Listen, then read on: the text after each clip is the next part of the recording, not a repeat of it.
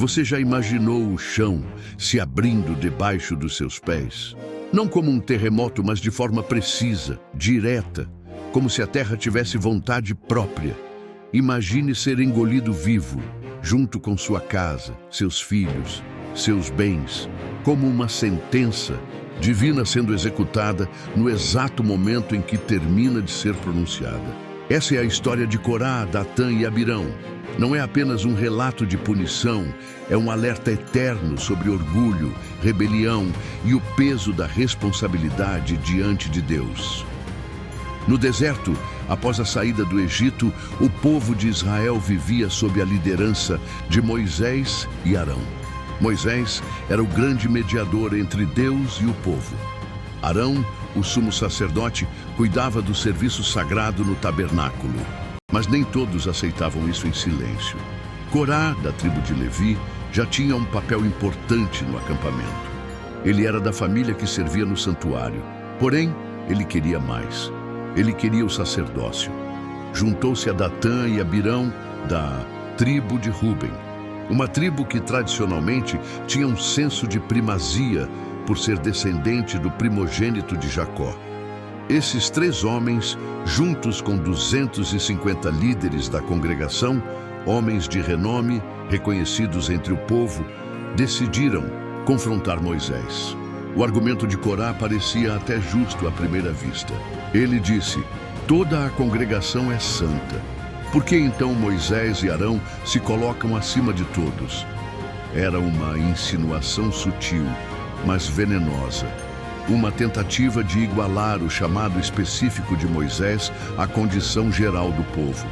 É verdade que todos eram chamados a viver em santidade, mas havia papéis diferentes, funções específicas estabelecidas por Deus. Corá não queria igualdade, ele queria poder. A resposta de Moisés foi se prostrar com o rosto em terra. Esse gesto era mais do que humildade. Era desespero diante de uma afronta espiritual. Ele entendeu que a rebelião não era contra ele, mas contra o Senhor. Moisés propôs uma prova. No dia seguinte, Corá e seus seguidores deveriam apresentar incenso perante o Senhor, um ato reservado aos sacerdotes. Se Deus aceitasse, então seriam confirmados. Se não, o juízo seria visível. No mesmo momento, Moisés tentou conversar com Datã e Abirão, mas eles se recusaram a ir até ele. Preferiram atacar verbalmente. Você nos tirou de uma terra onde corria leite e mel para nos fazer morrer no deserto. Agora ainda quer se fazer de príncipe sobre nós. Eles inverteram completamente os fatos. Chamaram o Egito de terra boa. Ignoraram os milagres, o livramento do mar, o maná diário. Estavam cegos pela mágoa e pela ambição. No dia seguinte, Corá reuniu seus homens diante da tenda da congregação.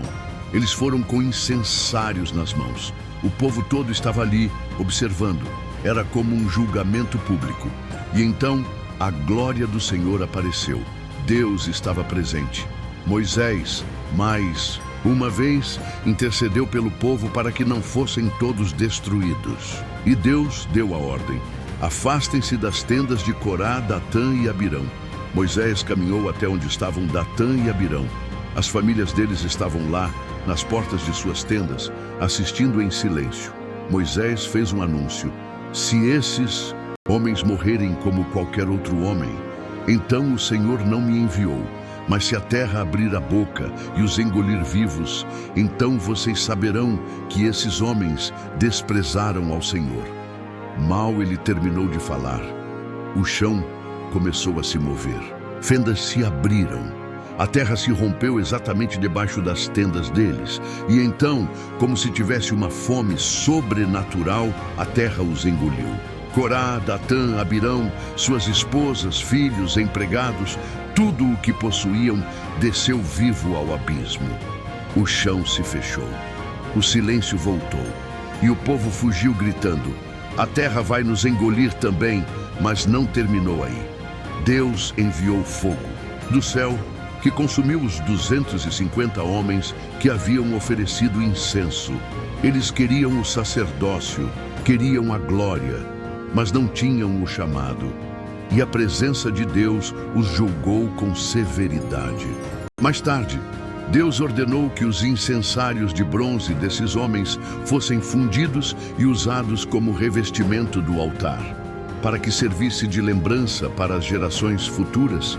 Ninguém que não for da linhagem de Arão pode se aproximar do Senhor para queimar incenso. Essa história vai muito além de uma punição divina. Ela nos ensina sobre a seriedade do chamado, o perigo da insatisfação espiritual e a consequência de desafiar a ordem que Deus estabelece. Corá, Datã e Abirão não foram punidos porque tinham dúvidas, mas porque conduziram uma rebelião motivada por orgulho. Eles colocaram o desejo pessoal acima do propósito divino. E isso custou tudo. Se essa história te impactou, se ela abriu seus olhos para como Deus leva a sério a obediência e o respeito à sua vontade, compartilhe esse vídeo com alguém. Escreve aqui nos comentários o que mais te chamou a atenção nesse relato. E claro, se você quer receber mais conteúdos como esse, se inscreve no canal, ativa o sininho e não perde os próximos vídeos. Até a próxima história.